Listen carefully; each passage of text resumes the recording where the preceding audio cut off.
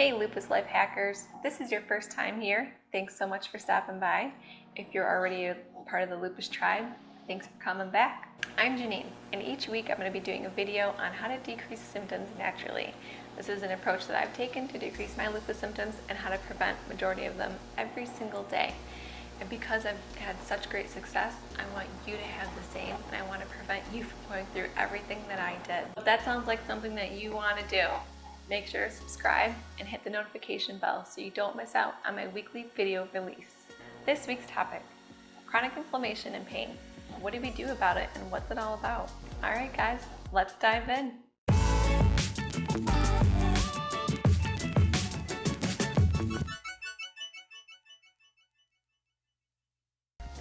You're in constant pain, right? Don't you wake up in the morning and it's not like you're waking up happy, looking forward to the day. You don't remember what it's like to not be in pain, not to be tired. It's just exhausting to even think about that you have to go through an entire day pretending that you're okay. I get it because I was there, and once in a blue moon, I still have those days just to remind me of why I make healthier choices and why I do what I do every day so that I can live a more productive and happier life. And I want you to have the same. You know how people are always saying, but you don't look sick, you look fine. I would have never known that you had lupus because you just look so healthy and vibrant. Well, that's what chronic inflammation is doing to us. When we're in pain, we don't really see the inflammation all the time. Sometimes you do see your arms swollen or your joints are swollen, but many times it's really hard to see to the naked eye. And that's exactly the same concept, is where it confuses us because we just think we're in pain. But in reality, the inflammation is what's causing that. And inside, there's inner inflammation. So before I tell you how to prevent chronic pain, it's important to understand how they're connected. When I was first told that I might have lupus, I went insane trying to figure out how to stop this, how to figure out what's going on, and how it's going to affect my life now and even in the future.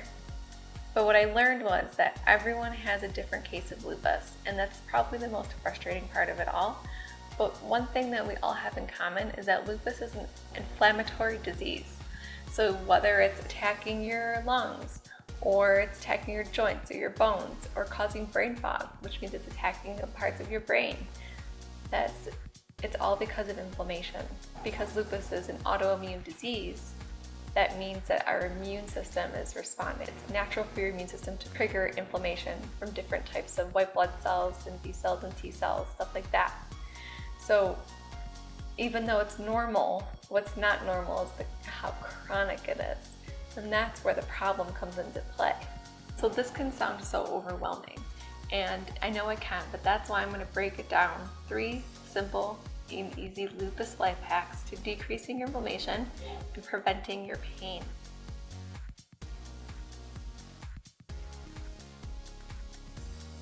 First, CBD products. I can't stress enough that CBD is the holy grail to everything. No matter what ailment you have, brain fog, headache, anxiety, stomach problems, I use it for my chapped lips. I use it for rashes on my face, on my skin, any itchiness. I mean, it really works for everything. So 3 things about CBD. This can be tricky because CBD has hundreds of different strains. And if you're thinking CBD is the same as cannabis, it is not. And if you are new to that concept, check out this video right here, and that's where I go into more detail about what CBD is and why we use it for lupus. In fact, my next video is going to be on the 5 best strains of CBD and as well as cannabis. The second thing that's important to know about CBD, it takes time. Sometimes it takes time. If you're putting it on topically, it'll work right away. If you're using it for inflammation, if you're using it for muscle pain, inflammation, chapped lips like I said, or rashes, it'll work. But if you're using it for something like anxiety, or if you're using it for insomnia or chronic inflammation deep in your body, that's going to take time, so just be patient with it. Like what you see so far, subscribe and click on the bell so you don't miss out next week on our new video. Now back to the topic of the week.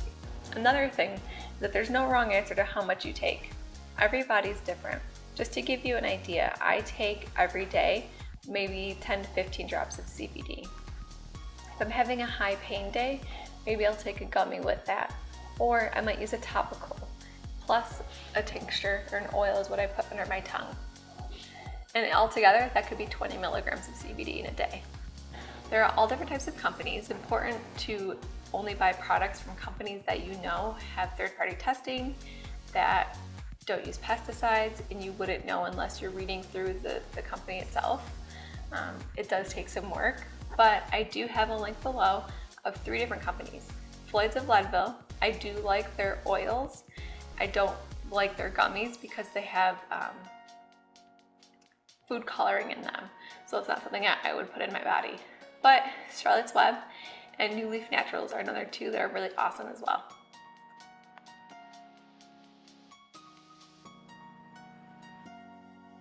Don't freak out just yet. I'm not referring to vitamin C, but although that is a good one, we're going to focus on 2 different ones that we'll slowly introduce you to that are just as effective, if not better.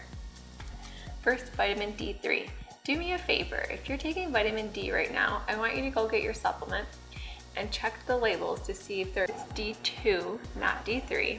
And if you're taking a prescription, it's 100% D2. So this is not a good one, it's actually synthetic. And what's wrong is that our body doesn't recognize the synthetic version as well as the natural version, which is second, you have to make sure that there's no preservatives or fillers and that it's processed minimally. That will be another indication of how well the product really is for your body. Another supplement that is my favorite is Pycnogenol. So it has polyphenols that reduce pro-inflammatory markers in our body. And that is exactly what we're trying to do so we can prevent inflammation. Another plus, there's 10 million amazing things about Pycnogenol. Another quick amazing plus is that it helps support people with weaker immune systems and it helps protect them against certain infections. This is definitely a must. 2 things that might happen now. Some people do describe of Pycnogenol making their symptoms worse, and that's because you're not flushing the toxins out of your body. What it's doing is it's cleaning everything out. So you're either building up more toxins and you're not flushing it out enough, which means you're not going to the bathroom at least 2 times a day, and you're not drinking enough water. It's really important to get things moving. So you could be taking too much. The directions say to take, 1 to 5 a day. I would start with the 1, stick with that for a little while, maybe a couple of weeks, and see how you do. Even taking it every other day might be a good start. Lastly, with supplements, it's always the same with food or anything else. It's so important to know who you're buying from. Products that say artificial coloring, natural flavors, natural colors, or that have tons of fillers and binders, run from it. In second, how do they process their products? Are they taking all the nutrients out that come naturally and then putting fake ones in? That's something that you want to stay away from.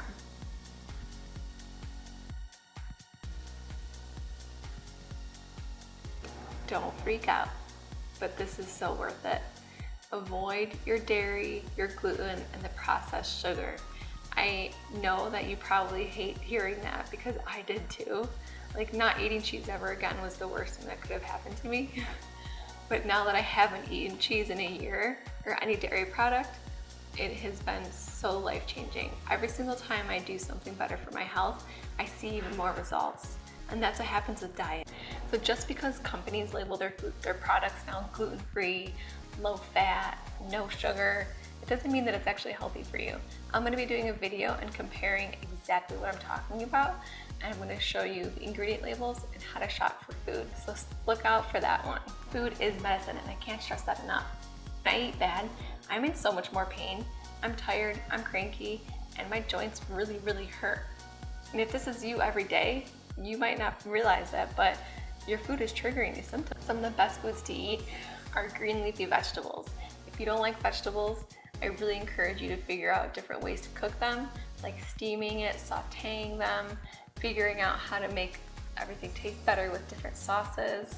It's so important to get those vegetables in. My favorites are bok choy, broccoli, different types of green beans. Avocado too is another big one. You just put some salt or honey on there and it is so good. I've noticed when I eat this way, I have way more energy.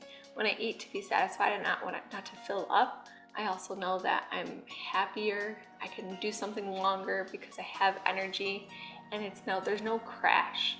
All these types of green vegetables that I mentioned earlier, they all have really good levels of like selenium, magnesium, potassium, and they have really good amounts of fiber as well. And all of those nutrients help prevent free radical damage.